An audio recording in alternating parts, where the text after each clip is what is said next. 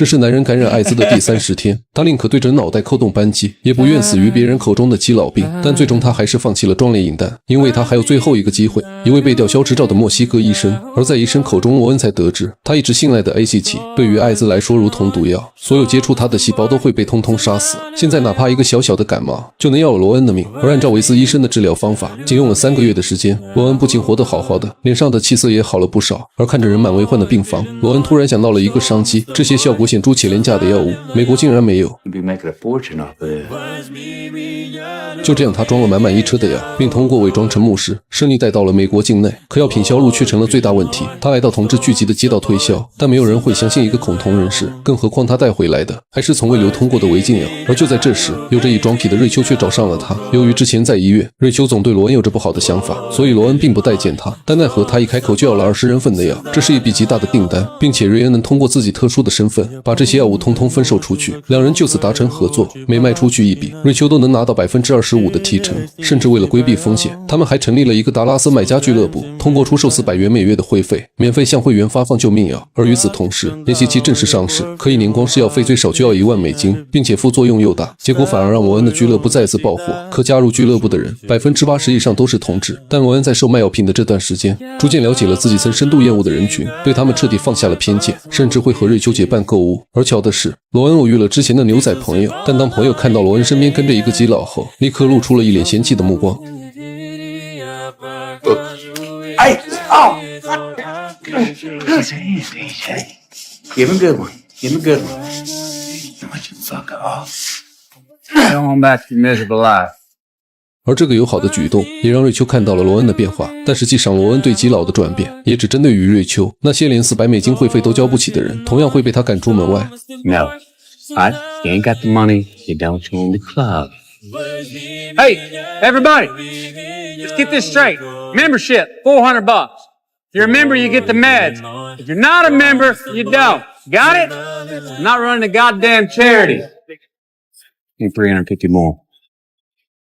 后来罗恩的生意越做越大，但这也直接触动了医院的利益。看着空无一人的病房，院长似乎意识到了什么。而与此同时，墨西哥的特效药已经不足以支撑会员的消耗了。罗恩去了很多国家，终于找到了新的货源。每次有了新药，罗恩总会第一个尝试。可这次的药似乎有点猛烈，罗恩被抬进了医院，而他走私的药物也被全部查收。因此院长终于得知，原来自己的财神爷都进了罗恩的口袋。可面对他们的警告，罗恩丝毫没有放在眼里，还在不久后又找到了新的药源。俱乐部再次聚满了新的长龙，而这样的举动也彻底激怒了院长。他向各个部门都举报了俱乐部，还派艾弗医生潜入调查。罗恩的艾滋就是他确诊的。可在看到之前早已被医院判了死刑，但现在还活生生站在面前的病人时，他也不得不信这些所谓的假药真的比 ACT 有用。而他刚想跟院长汇报时，执法部门却已经查封了罗恩的俱乐部，药品全部充公的同时，还开出了巨额罚款。甚至为了彻底封死罗恩的退路，在1987年的3月，专门出台了新的法令，所有病人必须要有医生开具的处方购药。而这代表着原本在灰色地带游走的罗恩，彻底被打压成了黑色。在这样的困境下，救命药很快消耗一空，所有病患都无药可治，而罗恩也在无力支撑房租，就连信用卡账单也被停掉。但天无绝人之路，当初第一对加入俱乐部的情侣决定无偿将房子借给罗恩。That's good, man. 而更让罗恩想不到的是，高傲的瑞小姐竟也脱下了女装，换上了最讨厌的男装，去找一直跟她合不来的父亲要钱。可即便这样，父亲对这个儿子依旧充满了鄙夷。 I suppose I should thank you for wearing men's clothes, not embarrassing me. Are you ashamed of me because I hadn't realized that? God help me. He is helping you. I have AIDS. I met somebody who's been very kind to me. And I'd like to repay that debt. And I need help.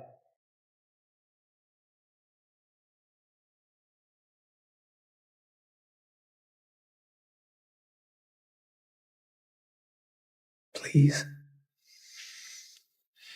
Raymond. 就这样，焦头烂额的罗恩等到了凯旋而归的瑞秋，但罗恩并不知道，这些钱是瑞秋用尊严换来的。 I sold my life insurance policy.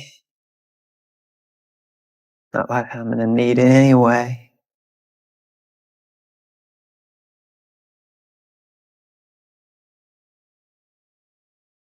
此时的瑞秋因为长期没有药吃，身体已经越发孱弱，但只要等罗恩把特效药带回来，一切都会好起来的。而现在只差医生的处方单了。于是罗恩找到了艾弗医生，可作为一名合格的医生，罗恩的要求当然遭到了拒绝，而这自然难不倒牛仔。于是再次进门时，他用帽子遮住了艾弗的眼，顺利拿到了单子。罗恩当天便来到了墨西哥，可在他外出的期间，瑞秋的病情却进一步恶化。面对死亡，他第一次感到了恐惧。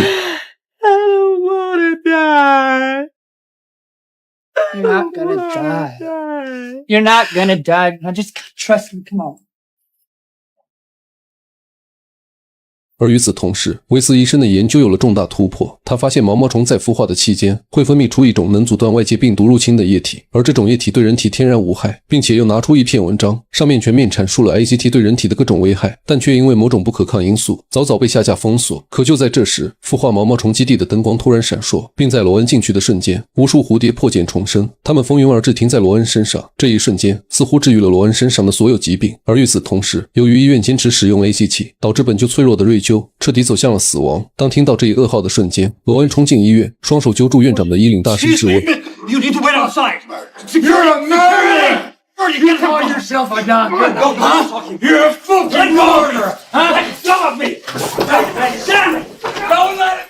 瑞秋的死对罗恩的打击很大，他哭了整夜。第二天的他不再以利益至上，也不再驱赶那些交不起会费的患者。俱乐部出现亏空，他就卖掉车子，还不够，就卖掉所有能换钱的东西用来进药。他还把那篇关于 AZT 的给了艾弗，艾弗看过后立马停掉了所有病人的药，还将杂志放到了休息区最显眼的位置。接着，罗恩挂着吊瓶来到 AZT 的发布会上，指着对方骂他们是吃人不吐口的恶魔。 Mr. Woodruff.I'm afraid that you are nothing more than a common drug dealer. So if you'll excuse us, we would Oh, like... I'm the drug dealer.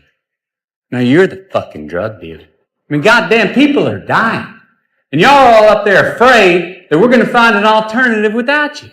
罗恩被请了出去，但他的抗争却也没有结束。另一边，艾弗因为抵制 AZT， 也遭到了停职处理。 Y'all go fuck yourselves. 他不明白医院为何不再救人，于是想从罗恩身上找到答案。 I want kids. I mean, I got one life, right? Mine. But fuck, I want somebody else sometimes. Sometimes I just feel like I'm fighting for life. I just ain't got time to live. I want it to mean something. It does.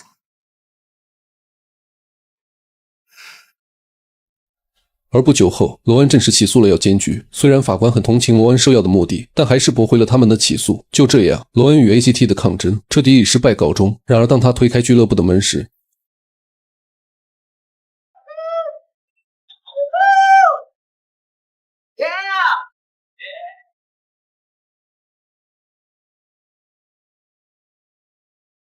或许罗恩并没有输，因为在他们眼中，罗恩就是带给他们希望的牛仔。